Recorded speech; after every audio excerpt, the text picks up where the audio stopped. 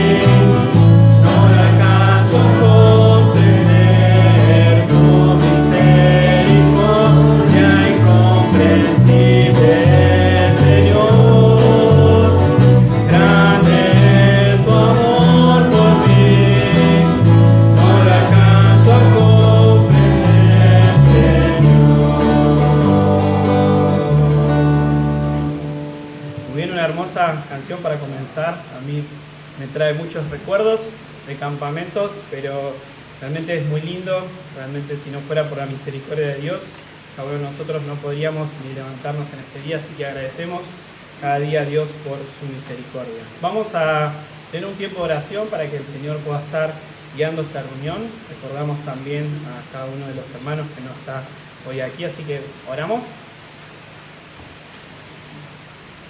Padre, Señor nuestro que estás en los cielos, cuántas gracias te damos, Señor, por permitirnos acercarnos una vez más aquí a tu casa, Padre, en comunión con los hermanos. Gracias por la vida de cada uno que ha dispuesto este tiempo para poder dedicártelo a ti, Padre, poder estar en comunión los unos con los otros, poder estar entonando cánticos de alabanza, de adoración a ti, Padre. Rogamos en este tiempo que tú permitas que podamos estar comprendiendo lo que cantamos, que podamos derramar nuestros corazones realmente delante de ti, Señor, en alabanza, en adoración a ti, Padre, porque tú te lo mereces, Padre. Gracias por tu misericordia cada día, por cada uno de nosotros, Padre. Gracias por la obra de Cristo a favor nuestro, Señor, por la que nos convoca a poder reunirnos aquí, Padre. Te pedimos en este tiempo que puedas guiar esta reunión conforme a tu voluntad, Padre. Recordamos también cada uno de los hermanos que hoy no puede estar aquí con nosotros. Te pedimos que tú lo puedas estar guardando,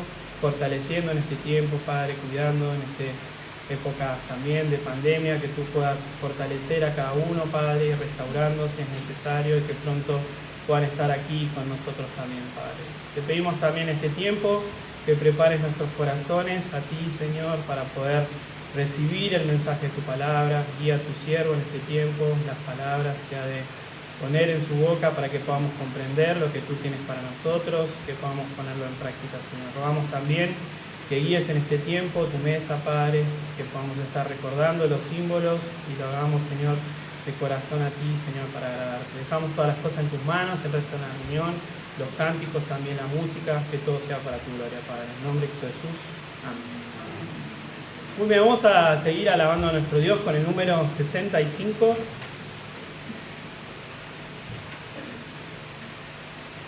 Recordando este tiempo que hoy tenemos la mesa del Señor, número 65.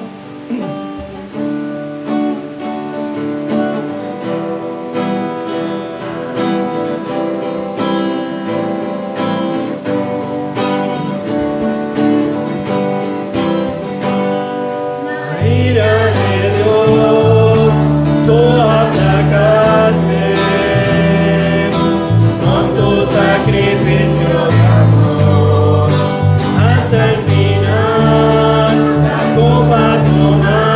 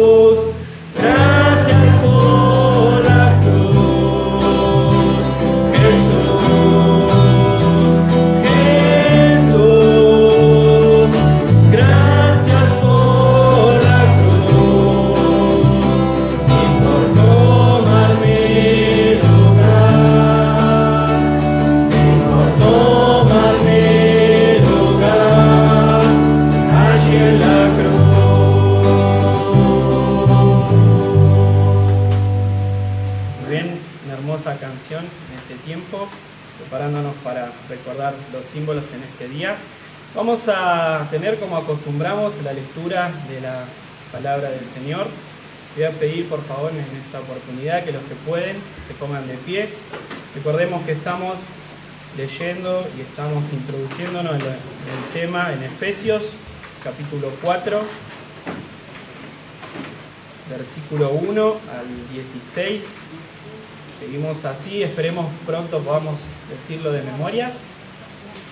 Efesios, capítulo 4, versículo 1 al 16.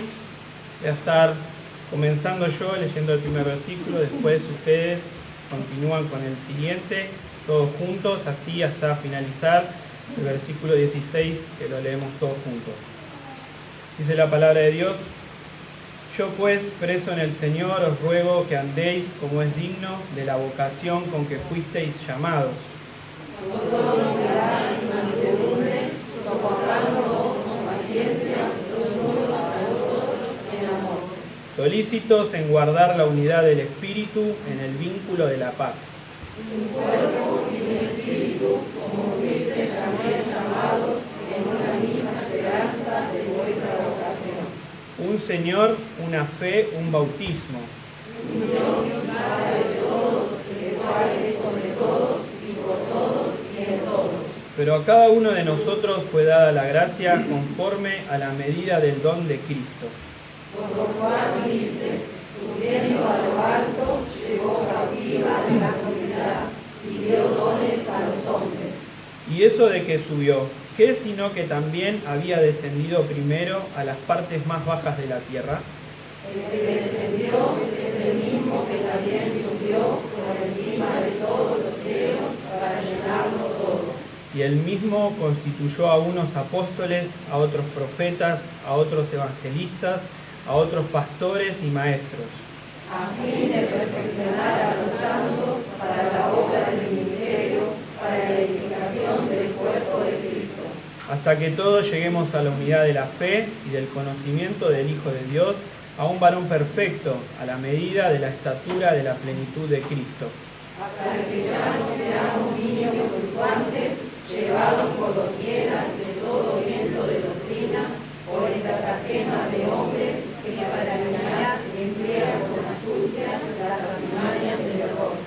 Sino que siguiendo la verdad en amor, crezcamos en todo en aquel que es la cabeza, esto es Cristo, de quien todo el cuerpo, bien concertado y unido entre sí por todas las partes, mutuamente, según la actividad propia de cada miembro, recibe su crecimiento para ir edificándose en amor. Muy bien, muchas gracias, pueden tomar asiento, hasta aquí la lectura de hoy. Vamos a continuar alabando a nuestro Dios con el número 43.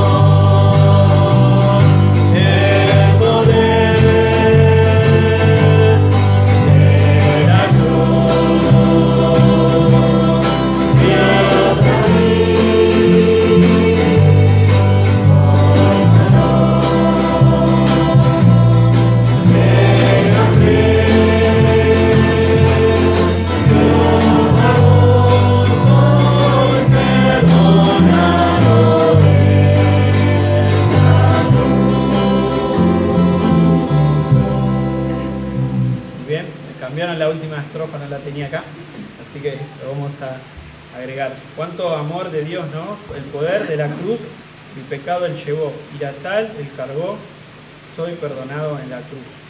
Ojalá nosotros podamos tener presente eso cada día en nuestras vidas, para poder vivir conforme a Cristo.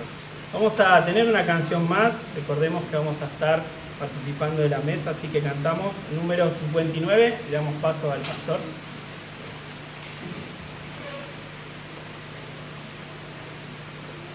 Número 59, pensando también que vamos a recibir el mensaje.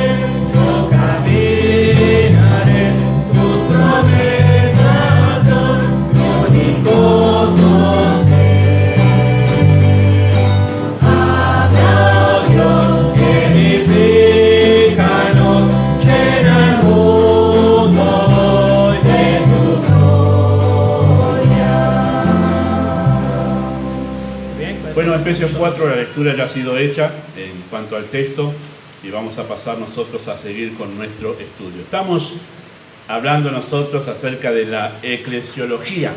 Ese es el nombre técnico, ¿sí?, para hablar acerca de la doctrina, la enseñanza. Doctrina es enseñanza acerca de la iglesia.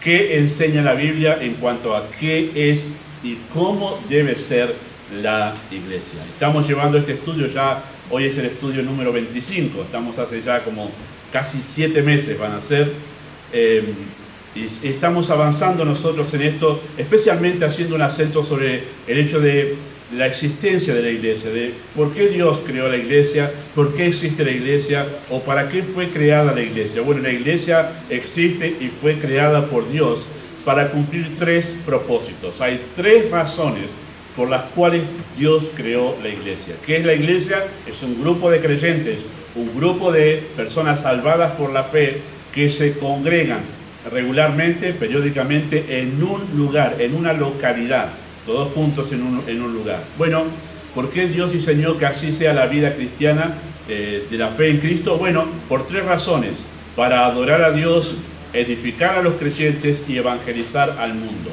¿Por qué existe la iglesia? Para esas 3 cosas: adorar a Dios, edificar a los creyentes y evangelizar al mundo.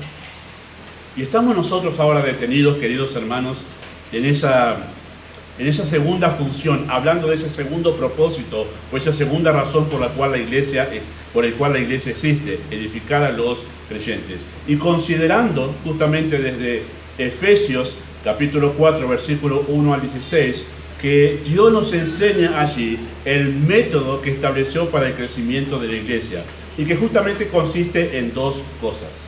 El hecho de cómo crece la iglesia, cómo es la edificación de la iglesia. Bueno, Dios dice que sucede de dos maneras, o siguiendo dos cosas.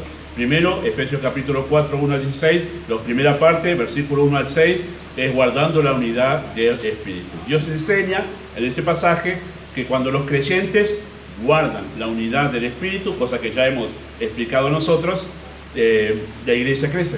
Y en segundo lugar, versículos 7 al 16, es que cuando los creyentes interactúan los unos con los otros en el contexto de una iglesia local, o sea, en el contexto de la congregación, sirviéndose mutuamente según la gracia que les ha sido dada, bueno, eso produce el crecimiento de la iglesia.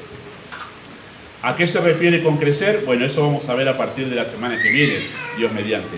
Pero eso produce el crecimiento de la iglesia. Y estamos ahí, en esa parte, versículos 7 al 16, exponiendo esos versículos. Y la pregunta que a nosotros nos ayuda justamente a poder extraer la verdad allí, ¿qué implica, qué significa eso de que interactuando los creyentes los unos con los otros y sirviéndose los unos a los otros según la gracia que les ha sido dada, que eso produce crecimiento? ¿Qué implica, qué significa eso? Bueno, la pregunta que nos ayuda a extraer la verdad en esta sesión es ¿por qué? ¿Por qué los creyentes deben interactuar entre sí en el contexto de una iglesia local? Y vamos nosotros contestando de a una respuesta por domingo. Y los creyentes deben interactuar entre sí en primer lugar, porque cada creyente es un canal de la gracia de Dios, versículo 7. En segundo lugar, los creyentes deben interactuar entre sí en el contexto de una iglesia local, porque cada creyente es un administrador de la gracia de Dios, versículo 8 al 10, que es lo que vimos hace 2 domingos. Y en tercer lugar, vamos a dar hoy una tercera respuesta a esa pregunta: ¿por qué los creyentes debemos interactuar en el contexto de una iglesia local? En tercer lugar, porque cada creyente necesita perfeccionarse. Eso es lo que vamos a ver en esta mañana con la ayuda del Señor, versículos 11 y 12. Versículo 11 y 12 dice así de esta manera: y él mismo constituyó a unos apóstoles, a otros profetas, a otros evangelistas, a otros pastores y maestros, a fin de perfeccionar a los santos para la obra del ministerio, para la edificación del cuerpo de Cristo. Cada creyente necesita perfeccionarse, es lo que nos responde, la respuesta que nos da de por qué tenemos que congregarnos en un lugar regularmente cada semana los creyentes, porque necesitamos perfeccionarnos. Ahora quiero decir yo, en cuanto a esto, antes de empezar a abordar el tema, que llegamos nosotros en el desarrollo de esta exposición, versículo 1 al 16, llegamos al punto clave. Versículo 11 y versículo 12 es el punto clave de toda esta enseñanza. ¿Por qué? Porque todo lo que se dijo hasta ahora desemboca en versículos 11 y 12. Y todo lo que se va a decir ahora se desprende de esa verdad de versículos 11 y 12, que nosotros podemos mirarlo gráficamente así. Ya está ahí, muy bien, está ahí, como en un reloj de arena. ¿Sí? Versículo 1 hasta el 10 es todo lo que viene explicando, todas las razones que viene dando Pablo para desembocar en esto, versículos 11 y 12. Y todo lo que va a decir después de allí, versículo 3 al 16, es todo lo que se desprende, todo lo que empieza a explicar como consecuencia de esos dos versículos, 11 y 12. Por lo cual, versículos 11 y 12 es la clave. Ayer dije en la reunión de oración, cuando pedía oración por la reunión, que esta es una verdad para la iglesia que si es bien comprendida, que si es aceptada y si es llevada a la práctica, bueno, hay mucha esperanza de que esta iglesia crezca conforme a lo que dice después en versículo 13 en adelante. Pero esta es la clave, queridos hermanos, del crecimiento de la iglesia. Es una verdad sencilla. A veces pensamos que debe haber algo intrincado, algo difícil de encontrar, algo oculto, algo que es difícil de poder descubrir en la Escritura para ver cómo crece. No. La verdad para el crecimiento de la iglesia es muy sencilla y está en versículos 11 y 12. Lo difícil de esa verdad es ponerla en práctica. Y ese es el desafío al cual yo quiero llevarlos en esta mañana. Bueno, pero vamos a empezar a exponer esa verdad tan importante que encontramos en el texto. Así que en tercer lugar nosotros decimos que los creyentes necesitamos perfeccionarnos. Cristo, queridos hermanos, conforme a su soberana decisión, que es lo que ya vimos, ha dado a cada creyente un don. Ese don es una porción de la gracia de Dios. Ese don que cada creyente tiene es una porción del poder de Dios justamente para poder servir a los demás creyentes. Pero para que ese don, esa gracia de Dios sea usada de manera efectiva en el servicio hacia los demás creyentes, el creyente necesita perfeccionarse y Dios, queridos hermanos, ha determinado que ese perfeccionamiento, eso suceda en el contexto de una iglesia local. Por eso es tan importante, y este pastor insiste tanto con ustedes, queridos hermanos, es tan importante la relación que cada creyente tiene con la iglesia local, por lo que vamos a explicar en esta mañana. Así que vamos a hacer nosotros 3 preguntas para exponer esta verdad. Vamos a hacer 3 preguntas para exponer esta verdad de que el creyente necesita ser perfeccionado para poder utilizar su don en beneficio de los demás creyentes. En primer lugar, ¿qué significa? ¿Qué es lo que significa cuando Pablo utiliza ahí la palabra perfeccionar? Versículo 12, a fin de perfeccionar a los santos. Bueno, en el idioma original, que es el griego en el que se escribió el Nuevo Testamento, esa palabra tiene diferentes acepciones, varios usos. Vamos a ver algunos textos donde se usa eso, pero la mejor acepción de esa palabra, el mejor uso de esa palabra en nuestro texto es esto: significa equipar completamente. Ese es el significado de la palabra perfeccionar. Es darle a alguien todo lo necesario para poder realizar una tarea. Bueno, alguien va a estudiar de gasista y el que lo entrena para ser gasista, el profesor o el maestro que entrena al alumno para ser gasista, le da todas las herramientas, en el sentido de todos los conocimientos, lo lleva a hacer práctica y le enseña cómo utilizar cada una de las pinzas y todo lo demás que tiene que utilizar, y se está equipado para todo. Es más, lo lleva a hacer experiencia para que sepa cómo debe solucionar un problema en una canilla, en una ducha, todo, ya está, equipado completamente. No es un aprendiz, sino equipado ya, listo para poder realizar solo su trabajo. Y así en cada una de las áreas que usted pueda poner ese ejemplo. Si usted es maestro, es maestra, es docente, ahí piensa lo mismo: equiparse completamente, tener todos los conocimientos necesarios, toda la práctica necesaria, toda la habilidad necesaria para poder desempeñar esa tarea. Esa es la idea, equipado completamente para poder hacer un trabajo.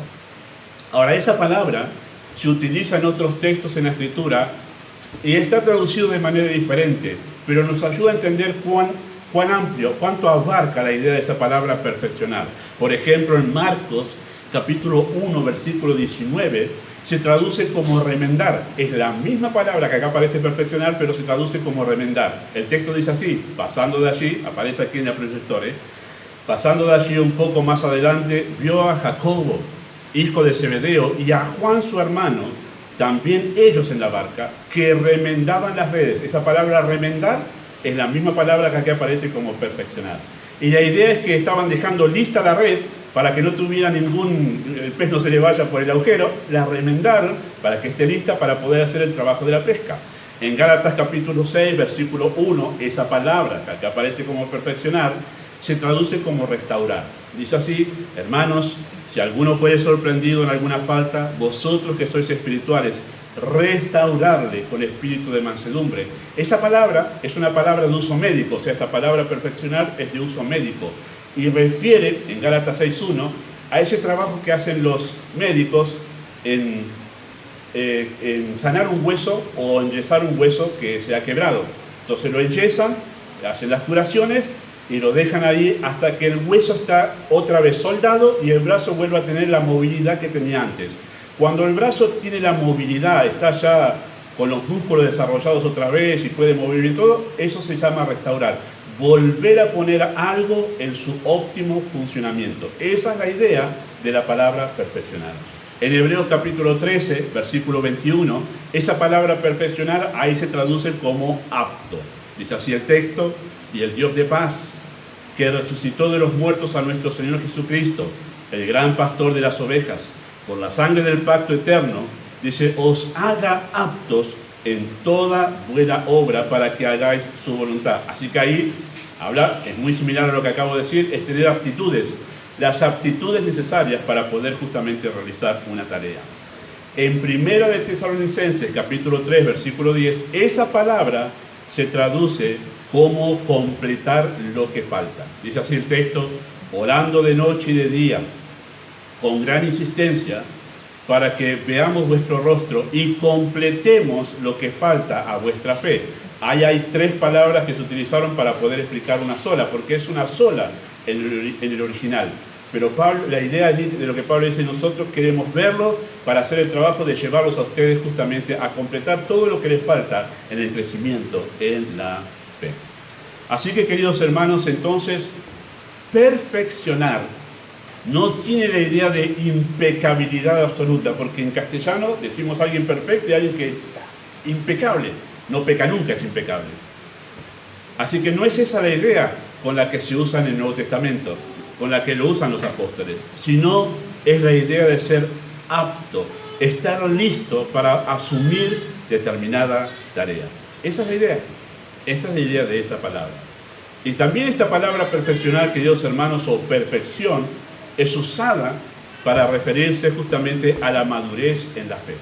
Cuando el Nuevo Testamento se quiere hablar acerca de llegar a la madurez en la fe, se utiliza la palabra perfección o perfeccionar. Otra vez, no habla de impecabilidad, sino ya de ser maduro, adulto en la vida espiritual.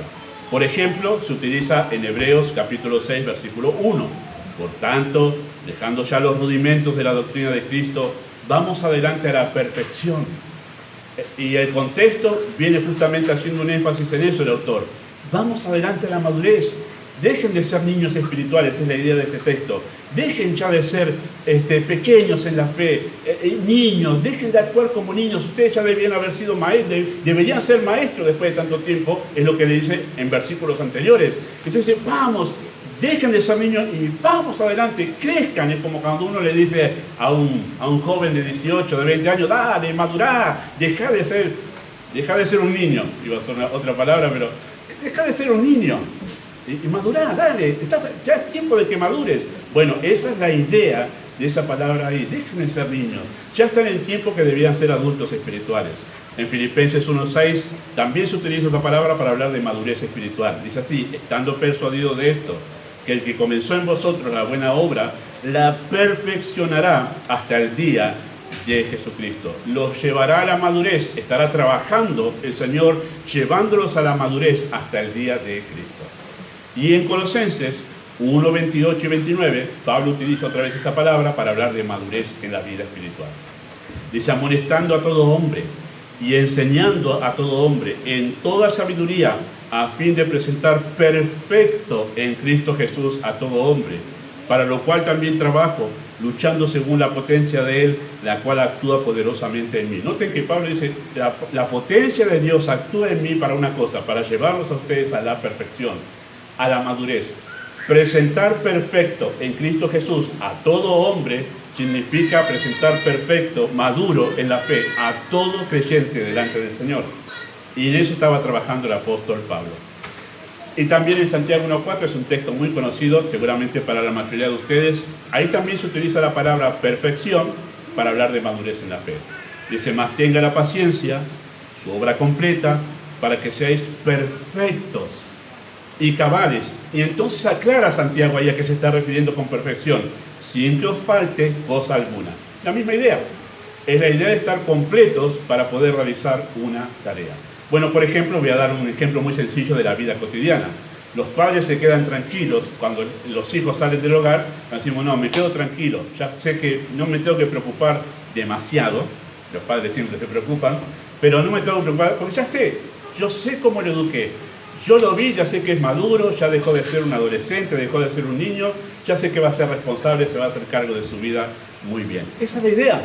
Estar preparado para poder enfrentar la responsabilidad de una persona adulta. En la vida espiritual significa exactamente lo mismo. Así que, entonces, cuando hablamos de perfeccionar, nos estamos refiriendo a la madurez en la vida espiritual.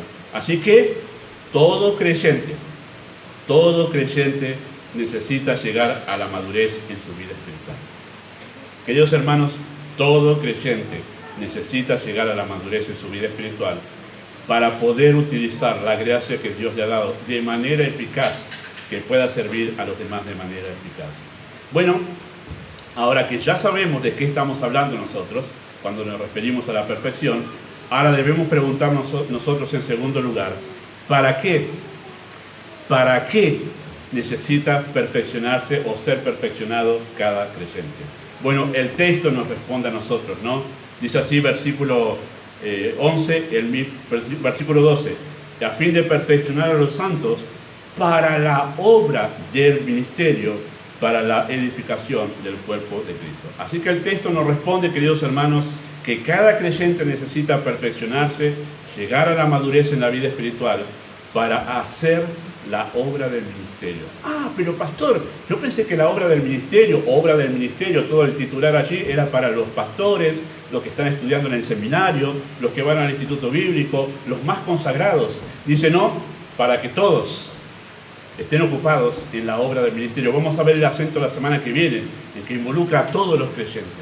Así que todos deben llegar a la madurez en la fe, para que todos los creyentes en la iglesia, los ancianos que son creyentes, los niños que son creyentes, los adultos que son creyentes, los jóvenes que son creyentes, todos, absolutamente todos, estén ocupados en la obra del ministerio. ¿Y cuál es esa obra del ministerio? Bueno, el texto responde, la edificación del cuerpo de Cristo. Esa es la obra del ministerio. Todo lo que se hace en la obra de Dios, queridos hermanos, y esto no es una exageración, usted puede hacer su propio estudio, todo lo que se refiere a la obra de Dios tiene que ver con esto, la edificación del cuerpo de Cristo. Ah, no, pero yo quiero dedicarme a la obra misionera, pastor. Bueno, eso tiene que ver con la edificación del cuerpo de Cristo. Cuando alguien se dedica a la obra misionera, desligado de lo que es el contexto de una iglesia local, no está haciendo la voluntad de Dios. No está haciendo la voluntad de Dios. Todo lo que se hace en la obra de Dios tiene que tener este contexto, la edificación de la iglesia. Por eso es que no sirven en la obra de Dios los llaneros solitarios, los obreros llaneros solitarios. No, yo no estoy comprometido con ninguna iglesia. Yo a Dios aquí en el corazón, yo lo sirvo solo. No necesito estar ligado a ninguna denominación, ninguna iglesia. No es eso lo que está enseñando el texto, queridos hermanos. De ninguna manera. Dios ha planificado su obra para que todo acontezca en el contexto de la iglesia local. No sirve el servicio, valga la redundancia, hecho fuera del contexto de una iglesia local. Todo aquel creyente que está sirviendo solo, sin congregarse en ninguna iglesia, su servicio es inútil.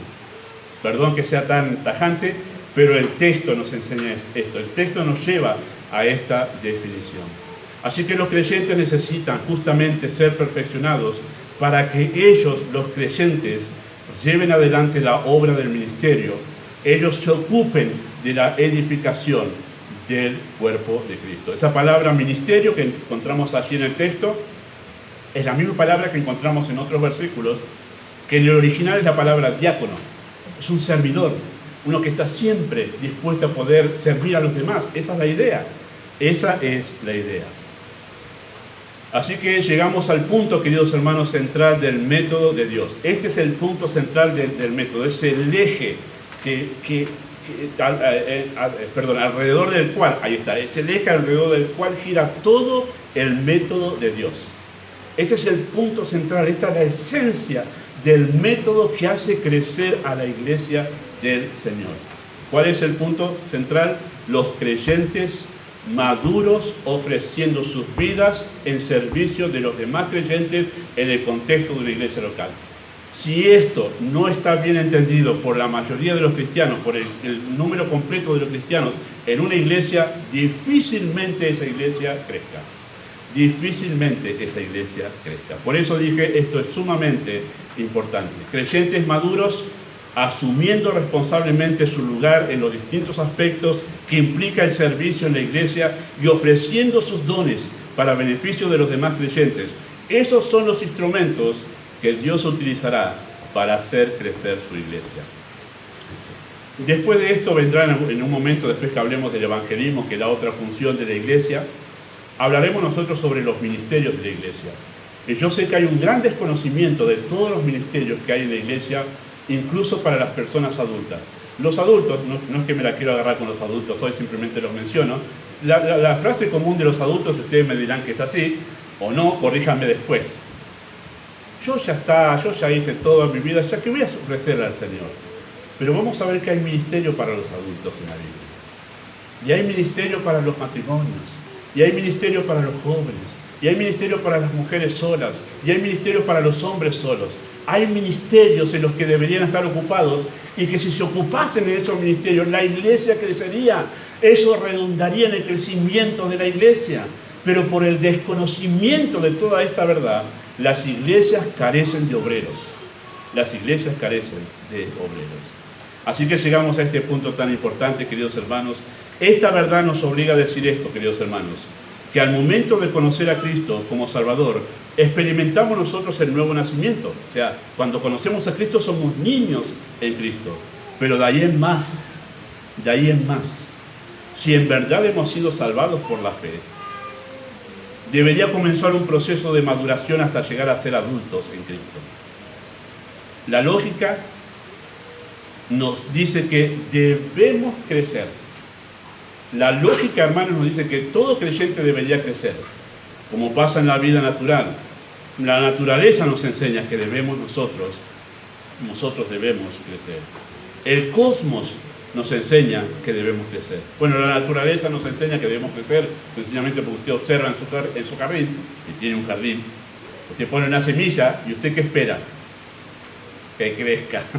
Muy natural, que empiece a salir, primero que empiece a extender sus raíces, después que empiece a salir el tallo, después que salgan las hojas, que empiecen a formarse las ramas, y después de las ramas las flores, y después de las flores el fruto.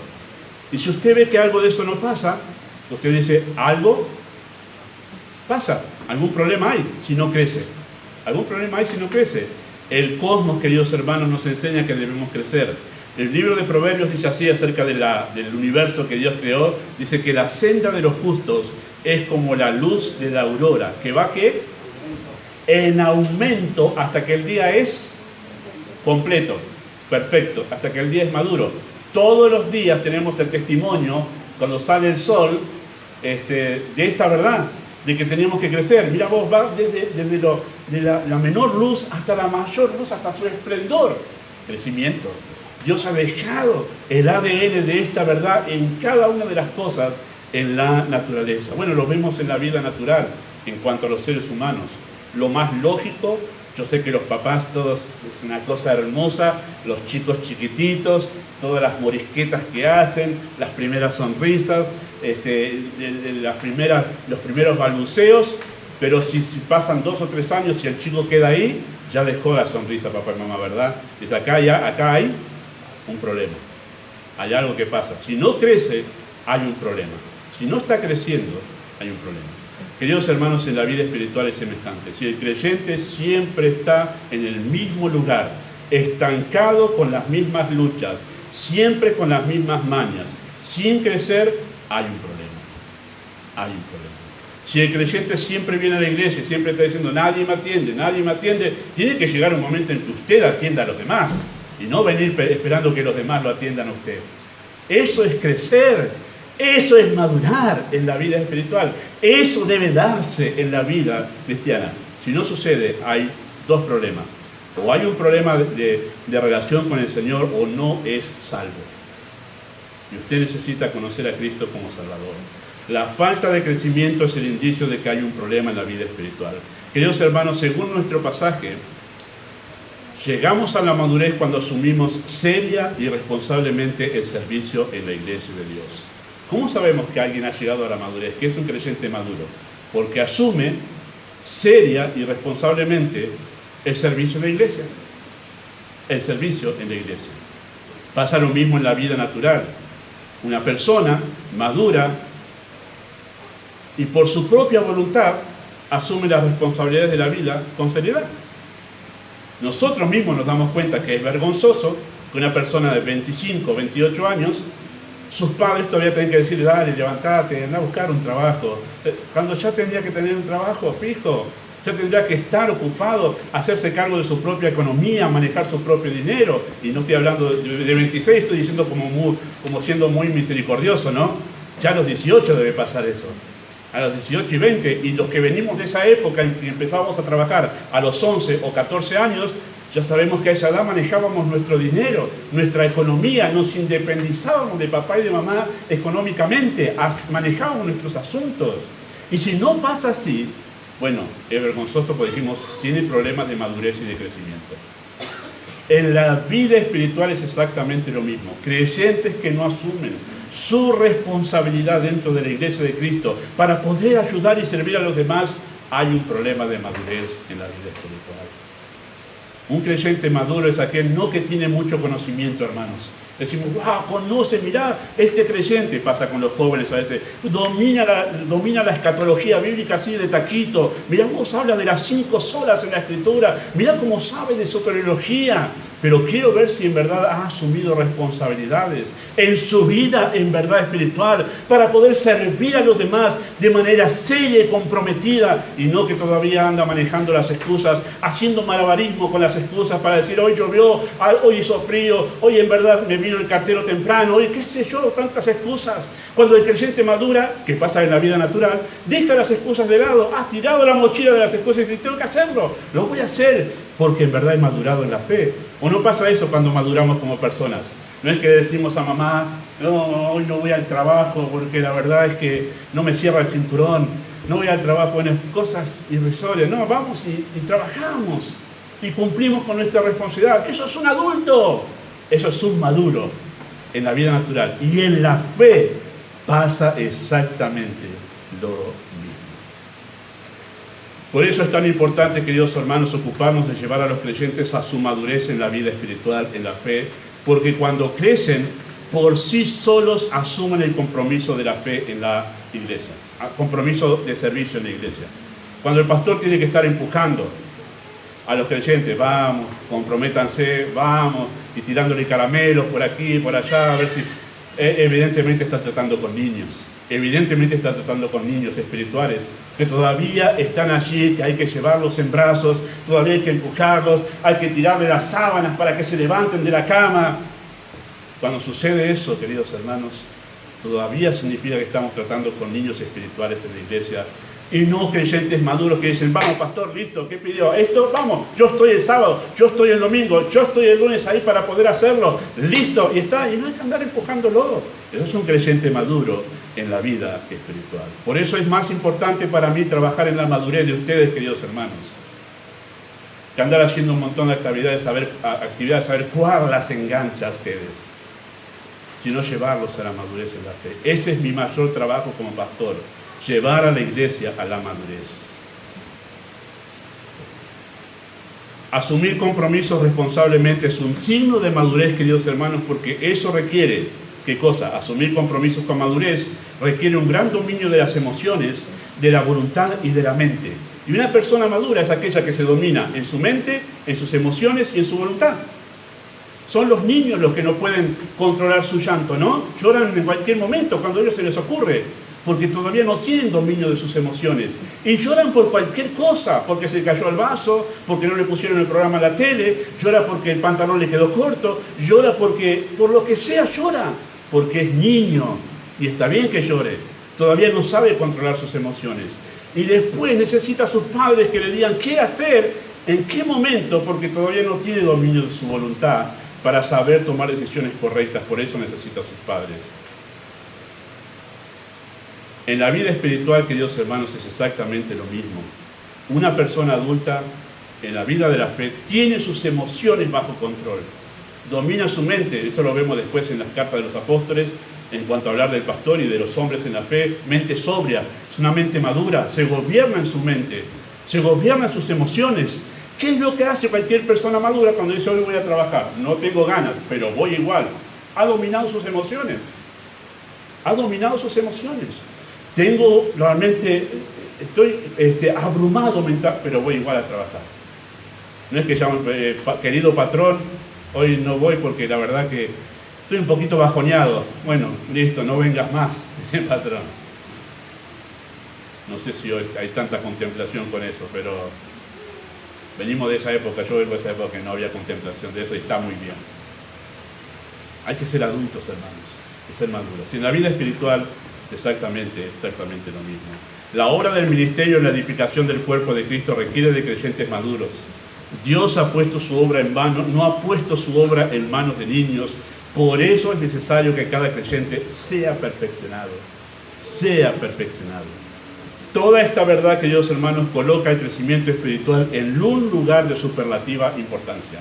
Lo más importante en una iglesia, en la iglesia de Dios, el ministerio más importante es llevar a los creyentes a la madurez en su vida espiritual por todo lo que ya dijimos recién. Así que crecer en la fe debería ser la preocupación principal del creyente, no solo por su propia relación con el Señor, sino también por el avance de la obra de Dios en la tierra a través de su iglesia.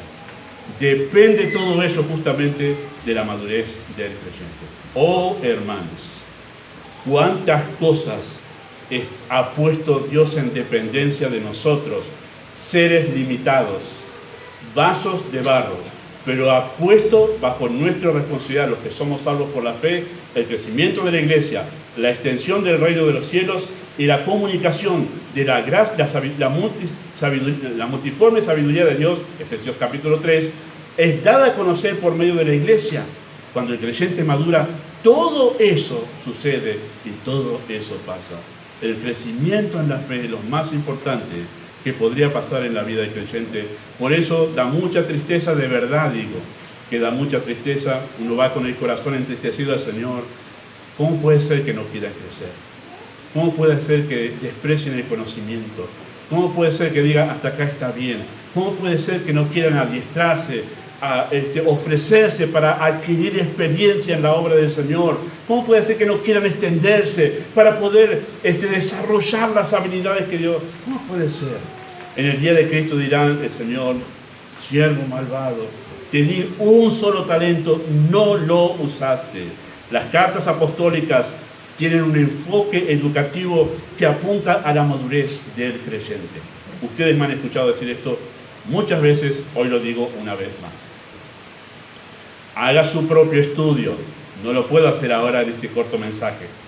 Pero si usted toma las cartas apostólicas y ve cuál es el tema de cada una de esas cartas, hay un tema que predomina. Crezcan en la fe. Usted no va a encontrar en las cartas apostólicas un énfasis en, vamos, ¿qué método de evangelismo tenemos que hacer? Vamos a evangelizar, hagamos campaña. No, todas las cartas apuntan a crecer, crecer, crecer, crecer, crecer. Todas las cartas. Haga su estudio propio. Es notorio que los apóstoles se preocuparon en llevar a la madurez a los creyentes. ¿Por qué? Una vez maduro, trabaja por sí solo. Se ocupa de hacer la obra de Dios por sí solo. Así que no hay dudas que la principal necesidad de la iglesia de Cristo es tener creyentes maduros. Ahora, hago esta aclaración por las dudas. Si usted va al pastor muy eufórico esta mañana, hago esta aclaración. Cuando alguien conoce al Señor, por ejemplo, si hoy alguien conoce al Señor, damos gracias y decimos, ha nacido alguien en la fe.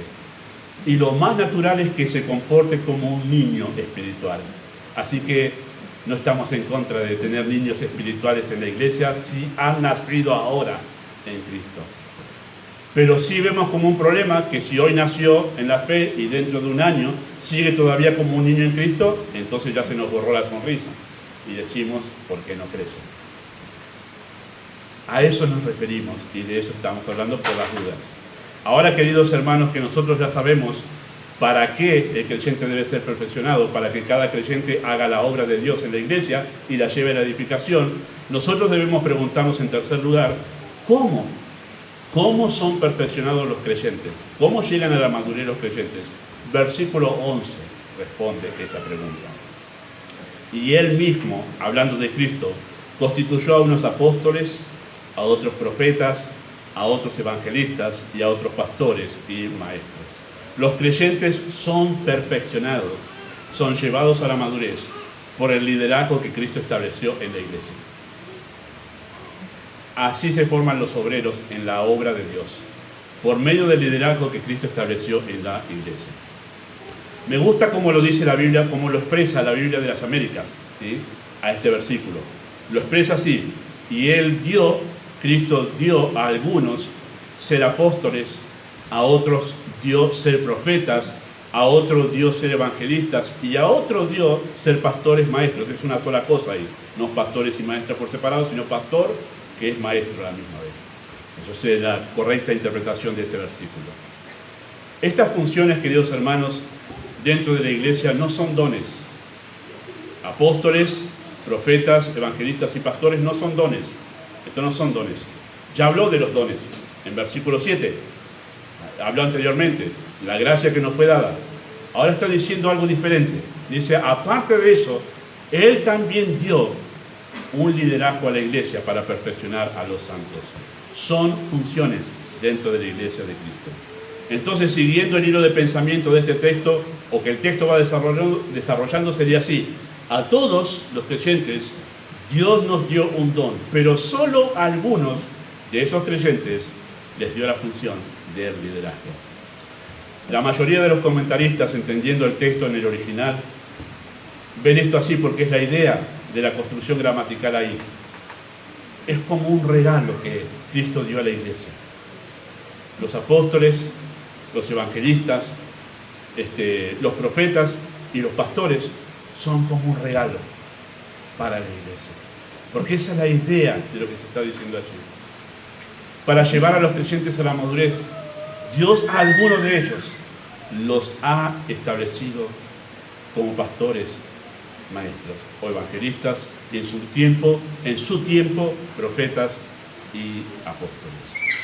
Así que, queridos hermanos, esto es una verdad. Yo, en lo personal, aprovecho hoy, ojalá a alguno de ellos le llegue el mensaje, pero yo doy gracias por esos pastores que tuve al comienzo de mi vida espiritual, que me tuvieron tanta paciencia, y algunos de ellos cuando me estaban adiestrando para poder enseñar y servir, yo me miro hoy al Gustavo de ese tiempo y digo, wow, qué paciencia que tenían conmigo, de verdad, de verdad. Y la congregación que estaba en ese tiempo, que algunos están aquí, qué paciencia han tenido conmigo. Eran un regalo, han sido un regalo para mi vida, de verdad. Todos esos hombres que Dios utilizó y que dieron de sus tiempos para influenciar en mi crecimiento en la vida espiritual. Así que mira así, no solo a este pastor, sino a los demás pastores, y no lo digo yo, lo dice la Escritura, es un regalo del Señor para la iglesia, para llevarlos a la madurez en la fe. El próximo pastor que venga también será así para ustedes. Deben mirarlo de esa manera. Porque una iglesia sin pastor, queridos hermanos, en el libro de Apocalipsis nos enseña que es un momento de juicio sobre esa iglesia. Cuando una iglesia carece de pastor, es momento de juicio sobre esa iglesia. Cristo dijo, si no vendré y sacaré tu candelero de su lugar. El candelero de la iglesia es el pastor, es el líder. Y Cristo dice, ojo, haz lo que yo te digo, si no sacaré el candelero de esa iglesia. Por eso es lamentable ver iglesias sin pastor, porque es momento serio del trato de Dios con esa iglesia. Así que mírenlo como una gracia de Dios cada vez que tienen un liderazgo, porque es el que Dios va a utilizar para llevarlos a ustedes a la madurez. Vamos a hacer una pequeña mención de cada una de esas cosas que dice allí, rápidamente. ¿Sí? Los apóstoles son aquellos que tuvieron un ministerio fundacional. Los apóstoles fueron usados en el comienzo de la iglesia para dejar fundada la doctrina de nuestra fe. Pusieron el fundamento de nuestra creencia. Fueron 12 y Pablo, ¿sí? Los apóstoles. Y no hay más. Hoy en día hay un montón de personas, hermanos, que se llaman apóstoles, que se atribuyen a sí mismos la función de apóstol. No existe bíblicamente. ¿Por qué? Porque los apóstoles tenían que tener ciertos requisitos, entre ellos haber visto al Señor personalmente, haber recibido de Él la revelación de lo que ellos enseñaron a la iglesia. Pero además Cristo mismo habló en Efesios capítulo 2 que la iglesia es edificada sobre el fundamento de los profetas y los apóstoles.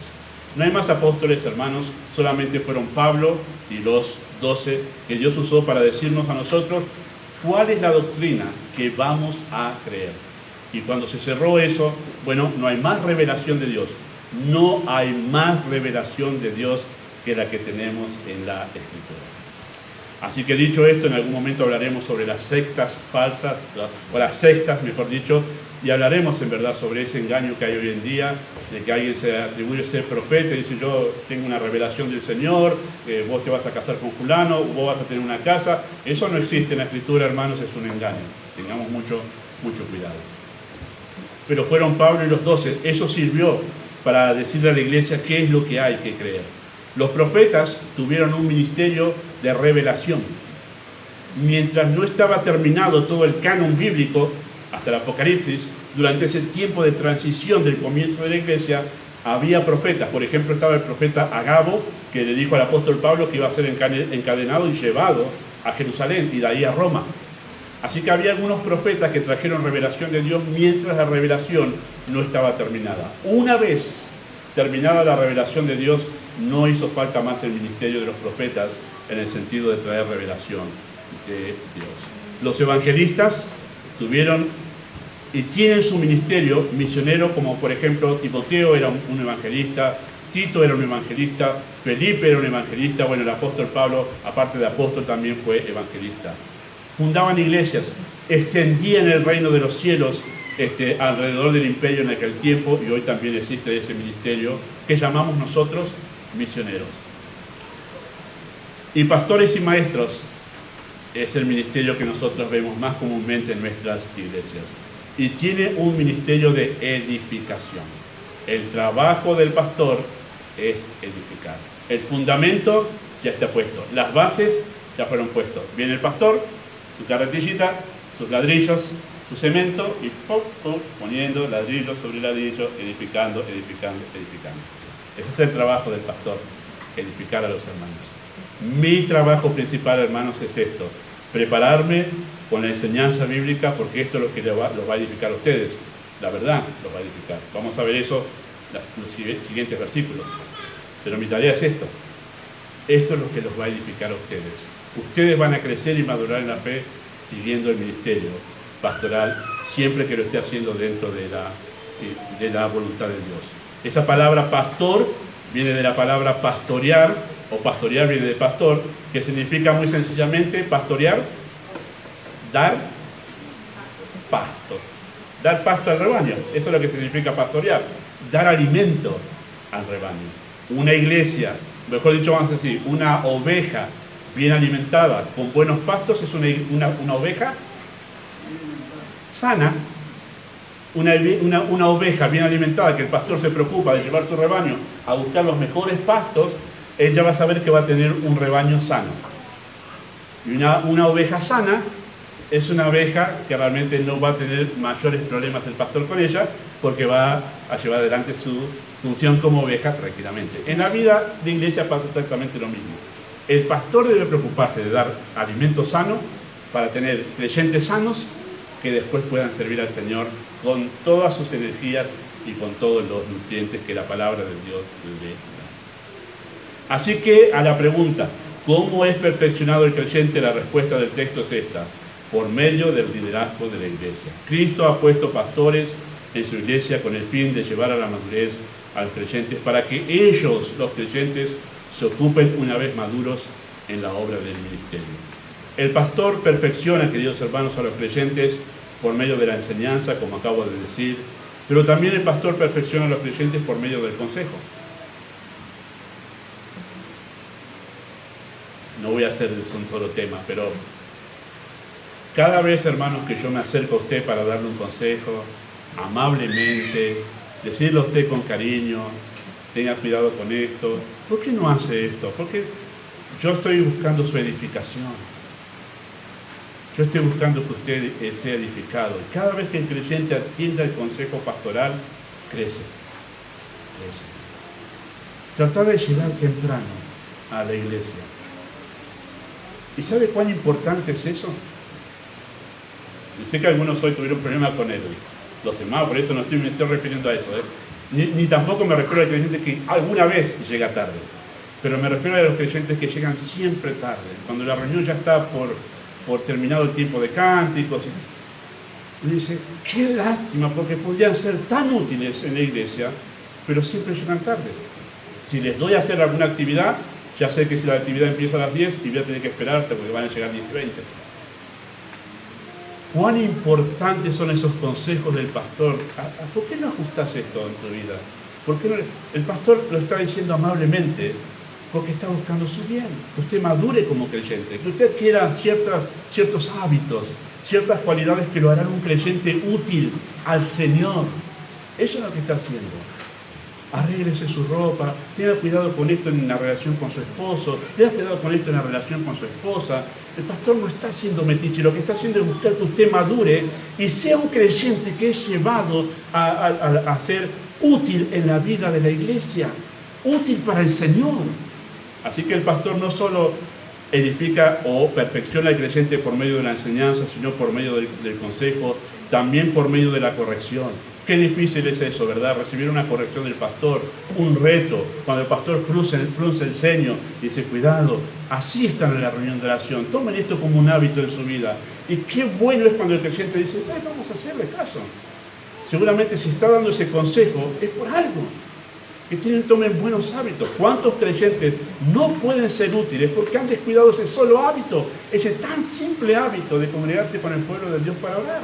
Y uno dice, si no puede hacer eso, si no puede atarse los cordones, ¿cómo le voy a dar una pala para trabajar? ¿Cómo le voy a dar? No puede manejar esas cosas tan simples de la fe. ¿Cómo puedo darle algo más serio en la vida espiritual? Entonces cuando el pastor viene con una corrección, es para ayudarlo a crecer, para ayudarlo a madurar. Benditos los creyentes que tienen la humildad de decir, tiene razón, pastor, usted me lo está diciendo, veo que en la Biblia es así como usted me lo dice, voy a ponerlo en práctica, y usted crece, cada vez que obedece, usted crece en la fe. El pastor también perfecciona a los creyentes por medio de la consolación. Cuando el pastor viene con algún texto, cuando el pastor viene a hablar con usted y dice muy bien, o el pastor viene y dice, fortalecete, no te descuides, fortalecete en el Señor, no descuides esto en este momento. Este momento es desafío para tu vida y vas a hacer bien. Bueno, cuando el pastor te alienta y te dice, ok, y en alguna cosa que vos hiciste te dice, muy bien, dale. Lo que está haciendo no es inflando tu ego, es afirmándote en algo bueno que estás haciendo. El pastor no te está felicitando para decir, wow, salgo, mejor creyente que todo, acá me puso una estrellita al pastor. Es para afirmar algo que se nota que estás haciendo bien. Seguí haciéndolo entonces. No es que ya está, me felicitó, listo, para toda la cosecha tengo la estrellita en el hombro. No, es para afirmar algo. Entonces dice, ok, dedito para arriba, seguí haciéndolo, seguí afirmándolo. Así edifica el creyente, el pastor, a la congregación. Por medio del estímulo, por medio del ejemplo, por medio de la delegación de responsabilidades. Todo eso es lo que hace el pastor para ayudar a los creyentes a crecer en su vida espiritual. Yo sé que la gran mayoría de la cristiandad hoy en día va a la iglesia, se sienta en el banco y está esperando algún versículo que caiga mágicamente, que venga y que diga, wow, me llevé una bendición. Y no se nutren de todos los conceptos que están en frase tras frase en el proyector aquí. Son todas ideas que tienen que ver con verdades bíblicas que te llevan a la madurez, que te llevan al crecimiento, y que si sos serio en adquirirlas y pensarlas, indagar en la Escritura, crecerás y madurarás en tu vida espiritual. El ministerio pastoral tiene como fin principal ayudar a la congregación a crecer en su relación con Dios y equiparlos para que puedan ocuparse del servicio. Entonces, los creyentes deben interactuar los unos con los otros en el contexto de una iglesia local porque necesitan ser perfeccionados y lo que Dios ha provisto para su perfeccionamiento está en la iglesia. Vamos a hacer reflexiones finales a toda esta verdad que hemos hablado hasta este momento. A manera de reflexiones finales y a la luz de toda esta verdad, afirmamos esto, queridos hermanos. Cada creyente debe ser un obrero del Señor. Cada creyente debe ser un obrero. Nos hemos ocultado, y algunos se han ocultado detrás de, se han gloriado en trabajos ajenos, vamos a decirlo así. qué bueno que hay un joven que se consagró, que vaya al instituto bíblico. Cuando decimos eso, ahí estamos demostrando que no tenemos conceptos bíblicos correctos. Porque todo creyente debe ser un obrero. Todo creyente debe ser un obrero. No que hay un escalafón de creyentes, ahí ellos son los obreros, nosotros acá somos otra élite, nosotros somos los que le damos aliento, pero el obrero, no, obreros son todos. A la luz de esta verdad, todos tienen que ser obreros del Señor. Debemos derribar ese concepto erróneo de pensar que ser obrero es solo para algunos creyentes. En segundo lugar, podemos afirmar que es responsabilidad del liderazgo de la iglesia proveer lo necesario para que cada creyente esté equipado para poder ser un obrero de Dios. Y debemos derribar nosotros el concepto erróneo de pensar que para estar bien preparado para el servicio es necesario ir a un seminario o instituto bíblico. Ahora, paréntesis necesario. Yo he sido director del Instituto Bíblico de la UCB en su tiempo. No estoy en contra de los institutos. Sí estoy en contra desde la Escritura, contra esa idea de que para estar bien preparado hay que ir al Instituto Bíblico. No, querido hermano. Estoy ya en el sermón 25 de la eclesiología, la doctrina de la eclesiología. Cualquier creyente de aquí que dice, quiero estudiar instituto, va al Instituto Bíblico, toma eclesiología, y lo que hace es estudiar lo mismo que vimos aquí, pero ahí solamente que hace, lo estudia. Toma nota, se prepara para un examen y aprende todo eso. Si lo hiciera en la iglesia, estaría preparado para servir al Señor. Porque lo que le damos de aquí es lo mismo que le van a dar al Instituto Bíblico. Es así.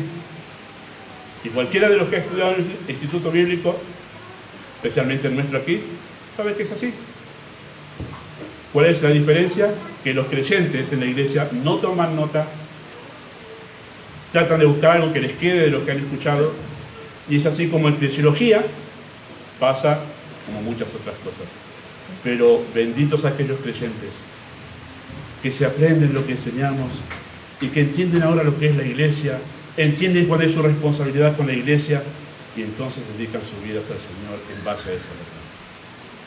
Cuidado con esa idea de que hay que ir al instituto para estar bien preparado. Un creyente, queridos hermanos, fiel a su iglesia, es un creyente ya preparado para poder servir al Señor. Lo he dicho a varios ya, de los que he podido charlar de manera muy personal. Yo quiero que seas un buen esposo, una buena esposa. Quiero que lleves tus hijos en una crianza bíblica, porque eso es mucho mejor que miles de jóvenes estudiando escatología, soteriología en un instituto bíblico que todavía no saben cómo atarse los cordones de las zapatillas. Pero una familia de creyentes maduros llevando vidas ordenadas a la luz de la Escritura son muy útiles en la obra de Dios. No desestimamos el beneficio de los institutos bíblicos, pero sí nos ponemos en alerta cuando creyentes comienzan a pensar que asistir a un instituto bíblico los hace mejores obreros para Dios. También afirmamos que la obra del ministerio está centralizada en la iglesia local. Debemos ponernos en alerta cuando los seminarios e institutos bíblicos toman el lugar de la iglesia. Ahí estoy en contra del seminario. Cuando el seminario aísla al creyente de la iglesia, hay un problema. Hay un problema. El instituto es una buena ayuda para la iglesia, pero el instituto no reemplaza a la iglesia nunca. Y cuando un instituto separa a sus estudiantes de la iglesia, los aísla de la vida de iglesia local, ese instituto está haciendo algo antibíblico. Tengamos mucho cuidado. Así que los creyentes piensen que el instituto bíblico hay conocimiento superior al que se escucha en la iglesia cada domingo, pone de manifiesto la negligencia puede ser del liderazgo. Y yo coincido con eso. Quizá usted me dirá, pastor, hay algunas iglesias donde los pastores siempre le dan arroz a la iglesia. Arroz y fideo, arroz y fideo, arroz y fideo. Sí, sé que pasa así. Así que ahí le doy la razón, es cierto. Busque entonces una iglesia donde den un poquito más de eso. Ya no solo arroz y fideo, sino a veces un churrasco, pescado, pollo. O sea, que sea la comida más nutritiva para usted. Le digo así. En mi caso, si yo estuviese en el lugar de estar en una iglesia asistiendo como oyente, siendo miembro, y estoy en una iglesia donde veo que no me alimento, que no hay sustancia desde el púlpito, y yo veo en eso una razón para cambiarme de iglesia. Yo veo en eso una razón para cambiarme de iglesia. Porque mi crecimiento espiritual es importante que yo me pueda nutrir de la verdad. Es momento de cambiar de iglesia si algo así sucede. Yo sé que estoy diciendo algo que puede alarmar, pero es en base a toda esta verdad. Pero también puede pasar lo inverso, que haya un liderazgo que enseña y enseña bien, pero los creyentes no quieren comer. No quieren comer, no quieren alimentarse. Es como los chicos, no quiero verdura, quieren solamente caramelos, chocolates y alfajores. Tampoco va a crecer la iglesia. Afirmamos que el crecimiento de la iglesia recae sobre las dos partes, el liderazgo y la congregación. Y eso hemos hablado la semana pasada. Madurar en la fe, queridos hermanos, debería ser la principal preocupación de cada creyente. La principal preocupación de ustedes, hermanos, es crecer en el Señor. Todos tenemos necesidades, todos tenemos luchas, todos tenemos responsabilidades en la vida. Y no está mal atenderlas. Pero en el tope de prioridades debería estar para ustedes, hermanos, y para mí también, crecer en el Señor. Es lo que viene. Es lo que viene en los versículos siguientes. ¿Para qué? Para que usted pueda ser útil en la obra de Dios. ¿Dónde? En esta iglesia. En esta iglesia. Me asombra cuando hay alguien preparándose para el servicio, que quiere servir, y dice, ¿dónde vas a ir? ¿Cómo dónde vas a ir? Acá. Acá hay ministerio, acá hay gente que atender, acá hay gente que evangelizar. Aquí, ¿cómo mandarlo afuera? Bueno, si el Señor lo envía, muy bien. Pero enseguida pensamos a dónde mandarlo. Aquí, que sirva aquí con sus dones y talentos. Sino, ¿cuándo se va a formar la iglesia con obreros? ¿Cuándo? Queridos hermanos, esto es el núcleo de toda la verdad que Pablo está enseñando de cómo crece una iglesia. Con creyentes que maduran. Si la iglesia siempre permanece en niños, como la iglesia de Corinto, es una iglesia que podrá ser numerosa, pero que espiritualmente son niños. Nunca pueden servir al Señor. Pablo se los acentuó en la primera carta de Corintios, capítulo 13. Puedo tener ciencia, puedo tener fe, puedo tener conocimiento, pero si no hay amor, si no soy maduro en la fe, porque esa es la idea, no me sirve de nada. Puedo trasladar los montes al mar, puedo dar todo mi dinero para los pobres, puedo dar mi cuerpo para ser quemado, pero si no soy maduro espiritualmente, Pablo dice en la carta a los Corintios, no lo invento yo, no sirve de nada. No sirve para la obra de Dios, porque tiene que ser hecho con un carácter maduro. Oh, hermanos, cuán importante es esta verdad. Ojalá el Señor pueda llevarlo donde yo no puedo, al corazón de ustedes. Corazón de ustedes. Quizá usted está más preocupado por alguna dolencia, no está mal. Usted está preocupado porque no tiene trabajo quizá, y es un problema. Usted está preocupado porque tiene males sentimentales, la persona que usted quiere no lo quiere, cosas que pasan. Y el Señor sí atiende todas esas cosas. Pero nada debería ser más importante que debe haber una preocupación en el corazón por crecer en la semejanza de Cristo. Porque solo así podrá ser útil. Amado Dios, tú conoces el peso en mi corazón por esta verdad. Pero sé que solamente tú puedes usarla y llevarla hasta lo más íntimo del alma para provocar un despertar en el corazón de los creyentes en esta iglesia, para que puedan anhelar ser semejantes a Cristo y de esa manera tener en nuestra iglesia obreros aptos para llevar adelante tu grandiosa y gloriosa obra.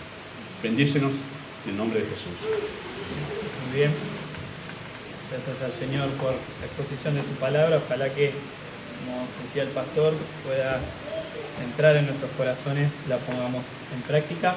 Vamos a terminar esta reunión con el número 49.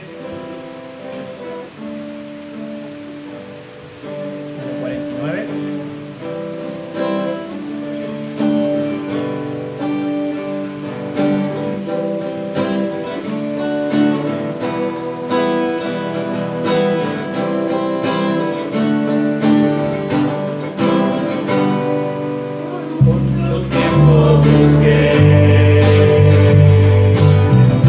Una razón de vivir.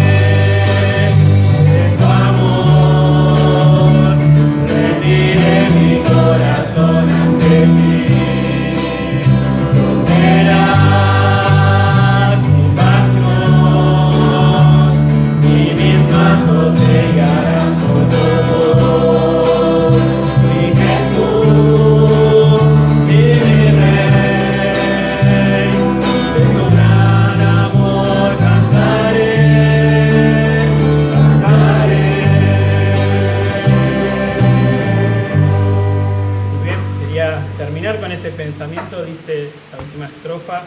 Cantaré tu amor, rendiré mi corazón ante ti. Tú serás mi pasión, mis pasos se guiarán por tu voz. Ojalá así sea también para nosotros.